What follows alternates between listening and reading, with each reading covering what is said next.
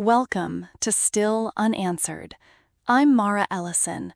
Today, we're walking into a house on an ordinary Montrose street in Houston, June 1965, and opening a refrigerator that would shock a city. This episode is about the case often called the Icebox murders, the discovery of Fred and Edwina Rogers in a 3-by-5-foot refrigerator, a missing son named Charles, and a long shadow of rumor and theory that followed. It's dark, unsettling, and, as always, we're going to sit with what we actually know and where the record ends. Leon, you ready to go deep on this one? Ready, Mara? Yeah. It's one of those cases that's both gruesome, in fact, and fascinating because of the gaps. Let's try to respect the victims while also tracing how the evidence leads, or doesn't, to answers. Right. So I want to start by setting the scene for listeners. Houston, 1965. Space race city, oil money, neighborhoods shifting. Montrose then was an inner-city mixed district with older homes. The Rogers house sat at 1815 Driscoll Street, a modest frame house on a residential street. Nothing about it at first glance that screamed crime scene of legend. How important is that ordinariness, Leon, to how this case landed in the public imagination? It's really important. Ordinary places make violent events feel more uncanny. When a gruesome crime happens in what looks like a normal house on a residential street, it turns the whole neighborhood into a site of horror. Folks realize these things can occur anywhere, and then people start to look for explanations they can hold on to. The fact that the house later became a sort of haunted landmark, then empty, then demolished, only feeds the mythology. Yeah. And the victims. Fred Christopher Rogers, born January 19, 1884, so he was 81 when he died. He's described in later research as a real estate man and bookie involved in land frauds and gambling. Edwina Ivor Rogers, born October 8, 1892, was in her 70s at death. Publicly, they seemed like an elderly married couple, a bit sloppy, as neighbors recalled, but later investigators painted a very different picture of their relationship with their son. Leon, the Gardeniers, Hugh and Martha, described Fred as physically and emotionally abusive and said Edwina participated in financial frauds against Charles. How do those family dynamics matter for understanding motive? They matter a great deal, Mara. Long-term abuse and exploitation can create intense, festering resentment. If the Gardeniers' reconstruction, remembering that they framed their book as fact-based fiction, is even partially accurate about forged signatures and financial exploitation, that would provide a strong interpersonal motive. A murder motivated by personal grievance often looks different than a random robbery. The Father's Day timing that investigators estimated, June 20, 1965, adds symbolic weight to the idea of revenge targeted at a patriarch. Yeah. Father's Day. That detail is chilling in its symbolism. But again, we have to flag where the record ends. The Gardeniers built a narrative from some documents, interviews, and their own reconstruction. Their version is one theory. It's influential, but not unassailable. I want to rewind to the moment the house was entered, the welfare check. This starts with a nephew, Marvin Marlin, who got worried after 3 days of unanswered calls. He called the police on June 23, 1965. Nobody answered the door, so officers forced entry. And the initial impression was odd, not an outwardly violent scene. Messy, yes, papers and boxes, a moldy dinner on the table, but not the kind of chaotic, blood-splattered scene one might expect. Then the refrigerator opened. An officer saw what looked, at first, like butchered hog meat. Then they opened the crisper and found a brown paper bag, and inside were 2 human heads, Fred and Edwina Rogers. The rest of the bodies, torsos and limbs, were in the fridge too, skinned and cleaned. It's almost impossible to read that line in print and not feel something tighten. One officer reportedly said, quote, "Whoever did this knew what they were doing." That reaction, it's in the records and in later interviews. The dismemberment was described as neat, methodical, organs removed, many flushed down the toilet, clogged plumbing with tissue, signs of an attempt to get rid of biological evidence. Yet investigators also noted surprisingly little blood in the general house. It had been thoroughly cleaned. Leon, procedural question. In 1965, forensics were limited. How did that shape the investigation's capabilities? Significantly. No DNA, no advanced blood spatter analysis as we'd expect now. They could look at wounds, tool marks, blunt force trauma. They could estimate time of death by decomposition and context. But a lot of trace evidence we take for granted today, microscopic fiber transfer interpreted with precision, mitochondrial DNA from degraded tissue, was not an option. So investigators depended heavily on the circumstantial picture, time estimates, the cleanliness of the scene, tool marks like the keyhole saw and claw hammer, and the behavioral logic of who had access to the home. That matters because the strongest circumstantial evidence pointed to the son who disappeared, Charles. Which brings us to Charles Frederick Rogers, born December 30, 1921, in Houston. University of Houston graduate in science engineering, served as a Navy pilot during World War II. There are mentions of naval intelligence connections in some accounts.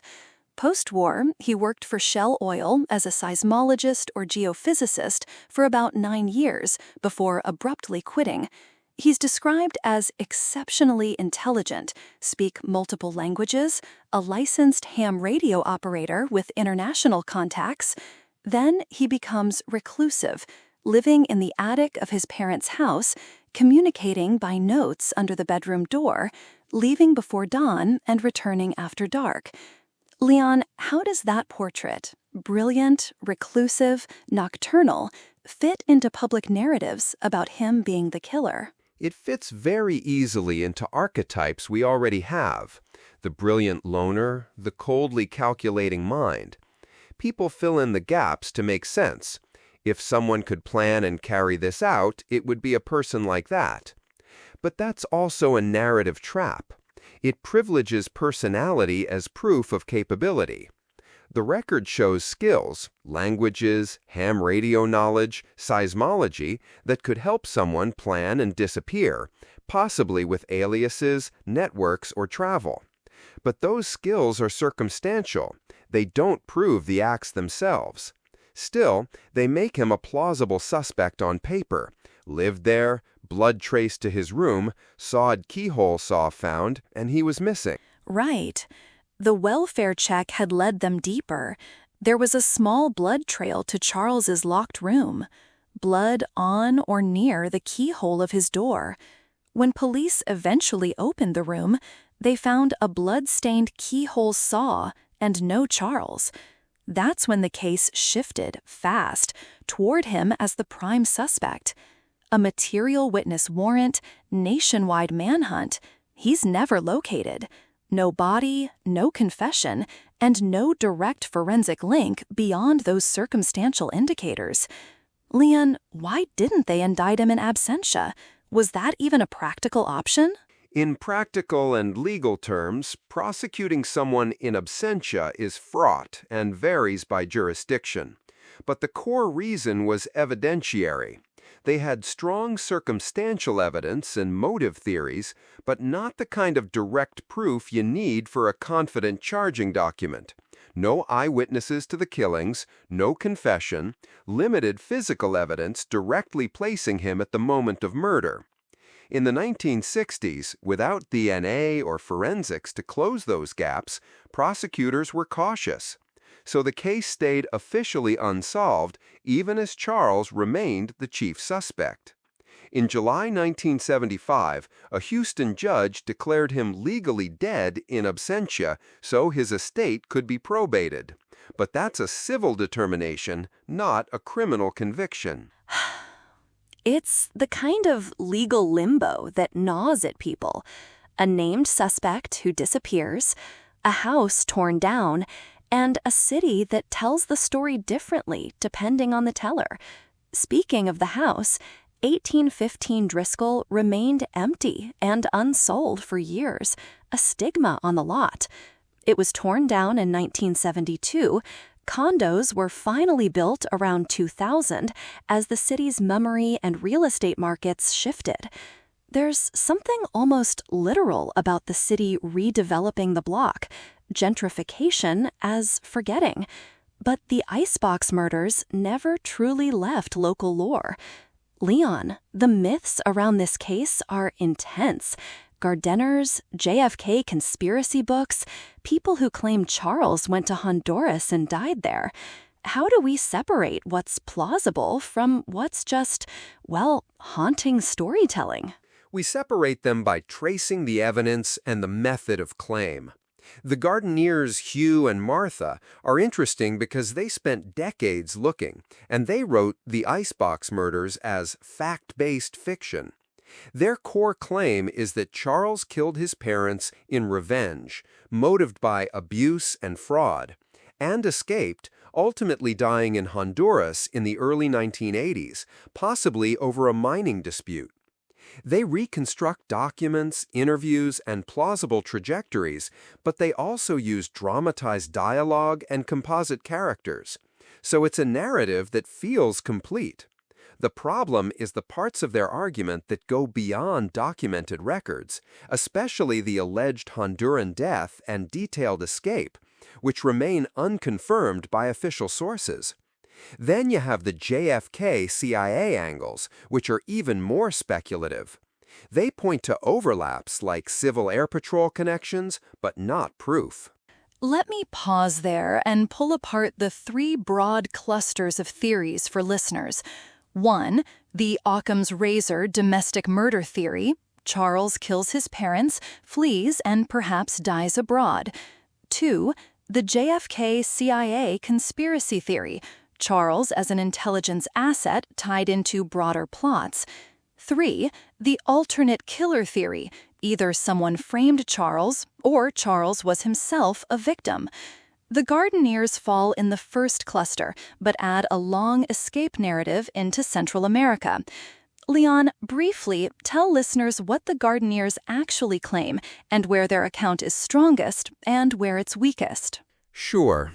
The Gardeniers' core claims are lifelong abuse and fraud by the parents, Fred as an abusive bookie and con man, Edwina participating in forged deeds and financial exploitation, premeditation by Charles, who was intelligent, secretive, and capable of planning, an escape network, ham radio friends and oil industry contacts, possibly with intelligence ties, that helped Charles leave for Mexico and eventually Honduras, and a death there in the early 1980s.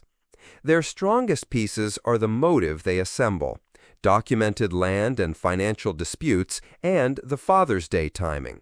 Their weakest pieces are the long-distance travel and death claims in Honduras, no public official record, and their book is explicit that it's fact-based fiction, which means much of the detailed narrative is inferred or reconstructed rather than documented. And that's a useful distinction. Their book does something powerful. It fills the void. But when a void is full of evocative detail, readers often treat the narrative as solved. The media and local fandom have frequently rerun the Gardeniers' version as if it's the answer. The JFK CIA theory takes a different tack. It leans heavily on possible Civil Air Patrol ties, connections to David Ferry, to Jim Garrison's allegations, the famous 3 tramps photographed in Dealey Plaza. John R. Craig and Philip A. Rogers' book, The Man on the Grassy Knoll, claims Charles is one of those tramps and suggests CIA links, but reviewers criticized it for lack of sourcing. Leon? Right. The JFK angle has the same problem as many conspiracy overlays. It aggregates suggestive coincidences and personal histories into a larger, dramatic narrative. Charles's Civil Air Patrol association is plausible, and Cap does intersect with figures like David Ferry historically. But that doesn't equate to being an assassin or a CIA operative. The Man on the Grassy Knoll leans on reconstructed scenes and speculative identifications. Publishers Weekly and other critics noted extensive poetic license. That makes it compelling fodder for conspiracy circles, but not reliable evidence for historians or investigators. So, plausible connective tissue, but not proof. There are also some alternate ideas that pop up.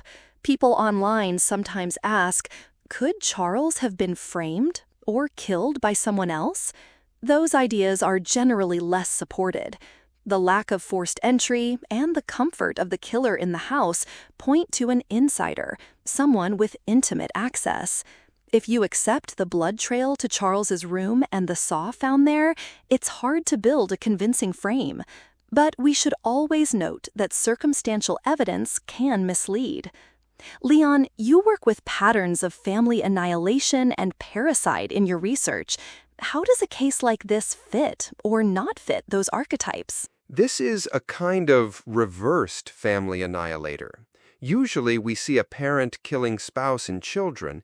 Here we have an adult child allegedly killing elderly parents. The patterns that stand out are prolonged abuse, financial exploitation, and a symbolic attack on the father, Father's Day timing, and the specific mutilations. That mutilation, Fred's eyes gouged out and genitals removed, is extreme, and it suggests a personal symbolic rage. Those injuries are not consistent with a cold contract killing. They look expressive and meant to send a message. At the same time, the dismemberment and methodical cleanup suggest a calm, controlled perpetrator who planned logistics. That combination, symbolic overkill plus methodical cleanliness, is chilling and fits a calculated domestic revenge more than a random or professional hit. The symbolism is hard to escape. Removing eyes and genitals, listeners can infer various things about power, seeing, control. But we must be careful not to over-interpret physical mutilation beyond what a coroner might say. Still, it's reasonable to discuss the symbolic weight. I want to take a breath and talk about the evidence trail. What was found in the house beyond the bodies? Key tools were a claw hammer, razor, keyhole saw. Organs flushed down toilets clogged the pipes. Little blood in the main rooms. The fridge dominated the kitchen. It emitted the smell of rot when opened. Officers originally thought the meat was hog until they found heads in a paper bag. Leon, how do you read that combination? Careful dismemberment plus thorough cleaning. It reads like forethought and knowledge of how to limit forensic trail, given the era. Dismemberment can be done by someone with practical butchery skills, knowledge of anatomy, or experience with field dressing animals. The plumbing work, flushing organs and clogging pipes, shows a willingness to use the house's infrastructure to dispose of material. The cleaning suggests either a calm, methodical mind trying to erase signs, or someone who had planned to be gone and wanted nothing left behind to tie them to a grisly scene. It's also worth noting that the 1960s investigative capacity had limitations that a clever perpetrator might exploit. We talk often on this show about the danger of filling in gaps with stories that seem neat. The Gardeniers' narrative is neat. Charles, as the abused genius who planned revenge, cleaned meticulously, used radio friends to escape, and finally died in Honduras. The JFK crowd makes it neater in a different direction. Charles as a man embedded in national conspiracies.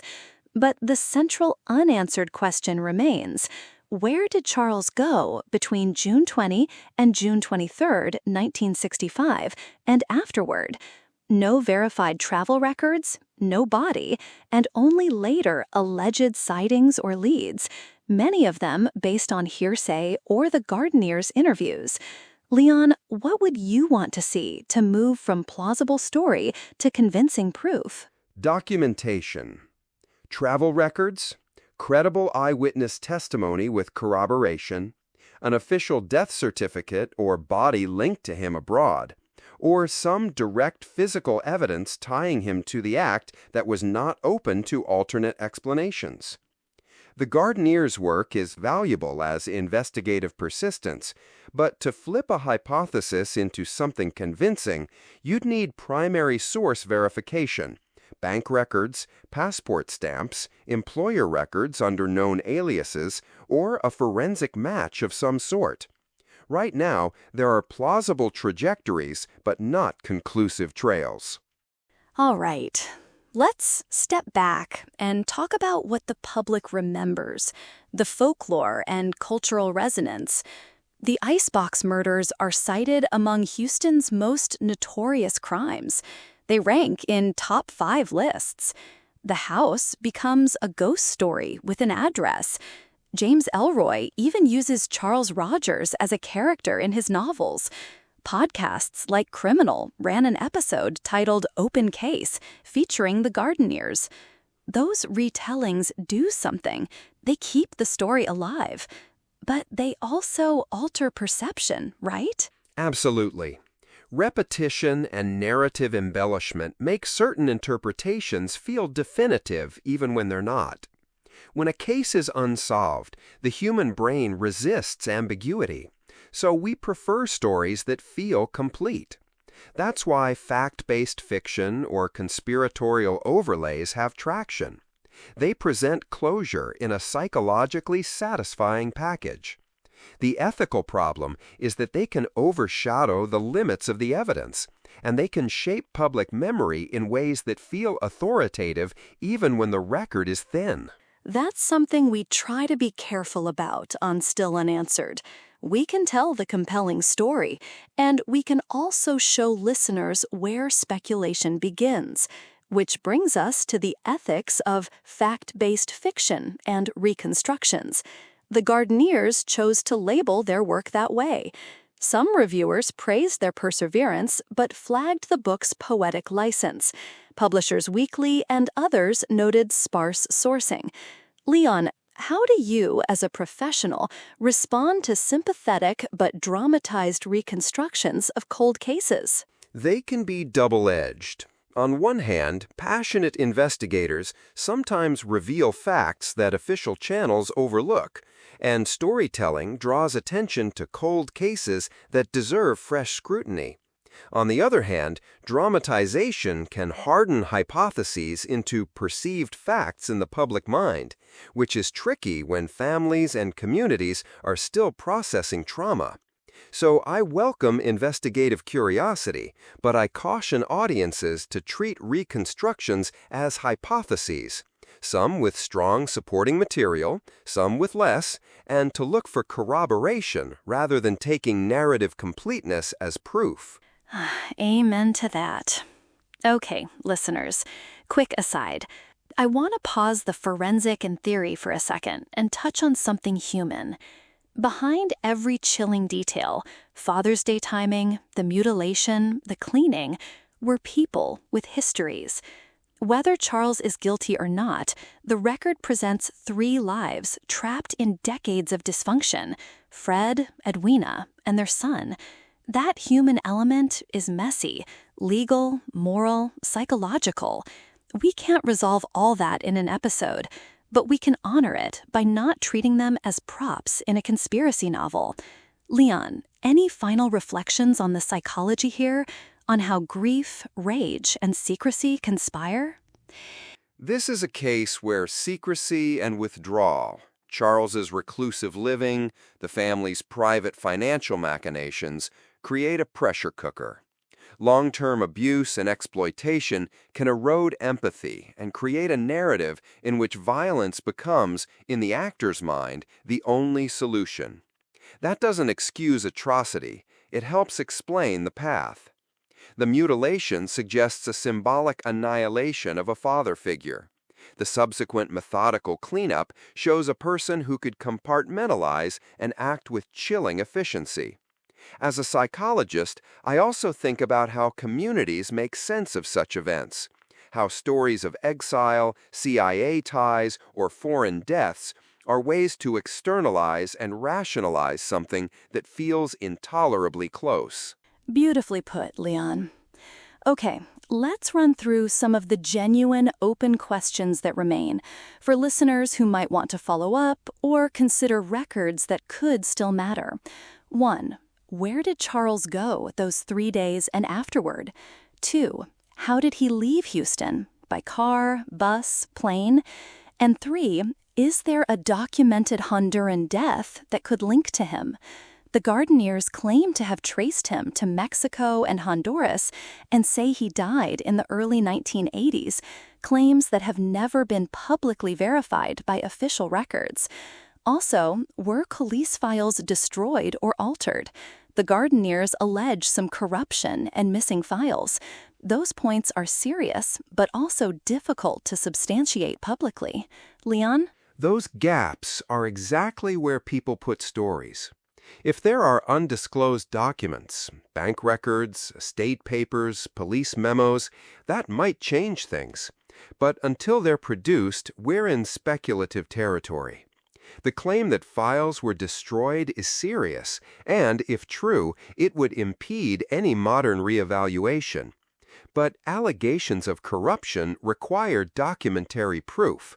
It's worth noting that the Gardeniers, in their investigations, were persistent, and sometimes persistent investigators turn up things official channels miss. The key is whether those things can be independently corroborated. Before we wrap up, I want to touch on the role of the media in shaping this case. Local TV and newspapers sensationalized the scene. The phrase "Icebox murders" itself comes from media framing, and it's stuck. That packaging makes the grotesque into a headline and then into legend. Podcasts, novels, and books later recycled those elements, sometimes adding new claims. For people writing about old cases, the lure of a tidy, sensational narrative is strong. Leon, what should journalists and podcasters do differently with cases like this? 2 things. First, be transparent about what's evidenced and what's conjecture. Second, prioritize the dignity of the victims and the family. It's okay to explore theories, but label them clearly and resist turning speculation into headline truth. Forensic limitations should be stated plainly. And when researchers like the Gardeniers present fact-based fiction, that label should alert listeners to take the narrative as a reconstruction, not a verdict. Good guidance. Okay, last segment. Thinking about closure. The case is open but unsolved. For many in Houston, mentally they've solved it, accepting Charles as the killer who vanished. Official closure, however, would need documentation, or an arrest, or a confession, or a recovered body tied to him. In the absence of that, the city recycles legend. Leon, do you think there's value in the story remaining unsolved versus it being definitively solved, even if the solution is unsettling? There's moral value in truth. If the truth can be established, it should be. Unsolvedness allows myths that can misdirect attention from the real causes, family violence, financial exploitation, and from real avenues of prevention. But there's also a human dimension. Families sometimes prefer privacy or are left with ambiguous grief. For society, solving a case helps with accountability. For historians and psychologists, the ambiguity is a subject of study, but that doesn't replace the need for facts where possible. And that's where we close for today. The Icebox murders are a case where the grotesque facts are established. The discovery, the bodies, the dismemberment, the missing son, and where interpretation spreads into many speculative directions. The Gardeniers present a powerful domestic revenge narrative and claim an exile to Central America. Conspiracy writers connect Charles to larger national dramas, and online communities ask whether someone else might have done it. Yet the official record remains stubbornly limited. Charles, the prime suspect, never charged, never found. An empty lot replaced by condos, a city that remembers in fragments. Leon, final words to listeners. If you're drawn to this case, hold the narrative lightly. Appreciate the rigor of archival digging, but demand corroboration. And remember, behind every sensational detail is human pain. We're curious as a culture, but curiosity must be balanced with care. Thank you, Leon. If you want to read more, we'll link sources in the show notes. The Houston Chronicle retrospective, the Gardeniers' book, the criminal episode titled Open Case, Wikipedia's compiled entry, and a handful of local write-ups that track how the story changed over time. And if you have documents or family papers or leads you think are credible, contact Houston PD or reach out to archives. We're not closing the conversation. For now, the house on Driscoll Street is gone. The victims were two elderly people with messy lives, and the son, Charles, slipped through the net of an investigation that had limitations. That gap is the dark space where myth moved in. Leon, one more short question. Do you ever think we'll see definitive proof one way or the other? It's possible, Mara. Cold cases get reopened, records surface, and new forensic methods sometimes work on old materials. But absent new documents or verifiable overseas records, it may remain an educated mystery. Either way, the ethical obligation remains. Treat the facts with care, acknowledge the uncertainties, and remember the human stories underneath. Well said. Thank you, Leon. And thank you, listeners, for sitting with this one. If this episode felt haunting, that's intentional. We wanted to hold the horror and the ambiguity together, not let spectacle swallow the people involved. I'm Mara Ellison. This has been Still Unanswered. Join us next time for another cold case we try to untangle without pretending we have the final knot. Soft music swells. Long pause. Oh, Leon, any parting soundbite? Just this. Mysteries are human-made. Sometimes they're human-resolved. Keep asking, but ask carefully. Wow. Yeah, well.